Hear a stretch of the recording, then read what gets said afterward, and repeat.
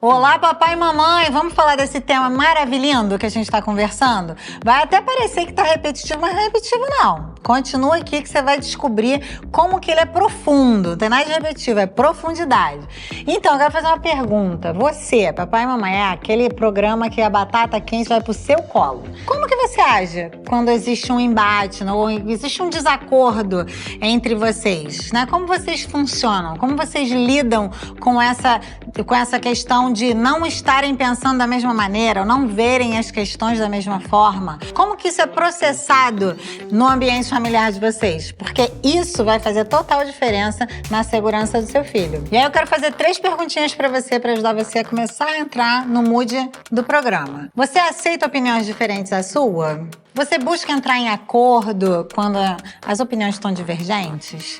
Você admite que, de repente, a opinião do outro é melhor que a sua? Porque, afinal de contas, o propósito é chegar num lugar comum para o benefício do ambiente familiar? Para um ambiente familiar saudável, é necessário que haja respeito entre os pais. E, muitas vezes, as divergências acabam imperando e as discordâncias acabam levando os casais para entrarem em embates e isso desestrutura esse ambiente saudável familiar. Então tem muito casal que, por exemplo, na hora da desavença ou do desacordo, começa a desautorizar o outro, falar mal do outro, desonrar o outro na frente da criança, achando que está lidando com uma questão pontual, mas na verdade ele está transmitindo uma mensagem de desrespeito entre os dois. E essa criança, ela vai crescer com essa referência. Ou seja, pode ser que no futuro ela entenda que a forma de lidar com as diferenças é o embate, ou ela pode crescer insegura, porque ela não sente segurança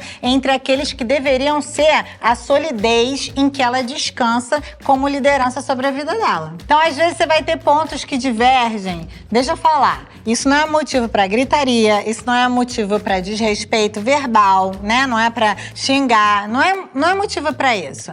Se vocês encontrarem dificuldade de resolverem ou chegarem no denominador comum, talvez vão precisar de ajuda para conseguir chegar a um lugar respeitoso de discutir as ideias sem transformar as suas discordâncias numa fogueira, sabe? Aquele ambiente de sobressalto. Ou seja, quando um pai e uma mãe ficam brigando para dizer quem é que tá certo, eles estão comunicando para o filho que eles não são um time. Não são 2 que estão querendo juntos fazerem o melhor pelo ambiente familiar. São 2 que estão querendo provar que o outro está errado para dizer que tem razão. E isso gera insegurança nessa criança. Agora, quando os pais, mesmo tendo diferenças, eles se unem para chegarem a um denominador comum, de forma que a intenção deles, que é ter um ambiente familiar saudável, que é educar o filho da melhor maneira, se conclua ou chegue a esse lugar, quando esse é o desejo deles, a criança não fica segura, porque ela sabe que meu pai e minha mãe, mesmo não concordando, eles vão sentar para trabalhar isso de forma que a nossa família fique mais forte, de forma que a gente consiga juntos chegar em algum lugar.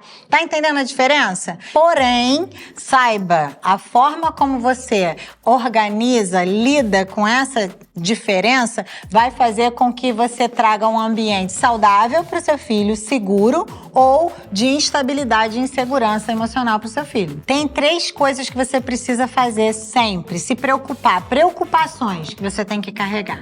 Preocupar-se em guardar a reputação do outro.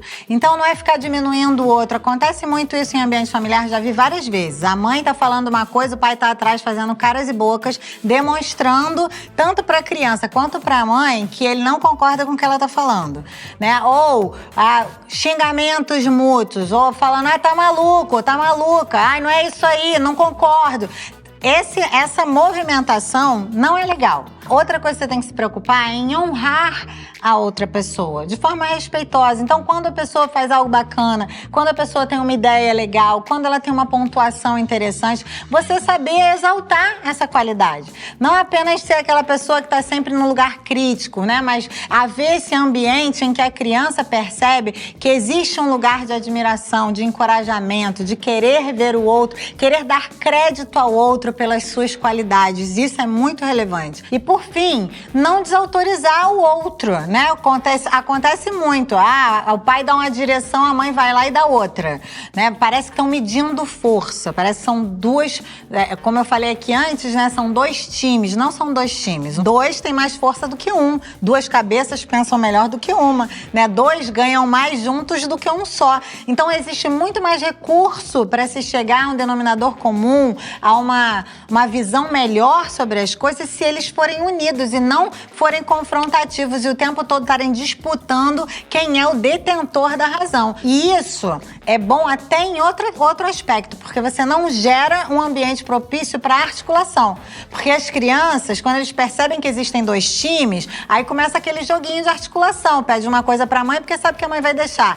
Sabe que o pai não vai deixar, então vou pedir para minha mãe. Agora, sei que a minha mãe deixa isso e meu pai não, então eu vou pedir, sabe, esse joguinho? Então, só vai existir se a criança perceber que os dois não são fechamento. Então vamos encerrar esse programa te encorajando a observar o seu ambiente familiar, prestar atenção se tá faltando essa pitadinha de respeito, para que a partir desse reconhecimento você possa decidir começar a ter práticas diferentes para trazer para o seu filho a segurança emocional que você tanto deseja.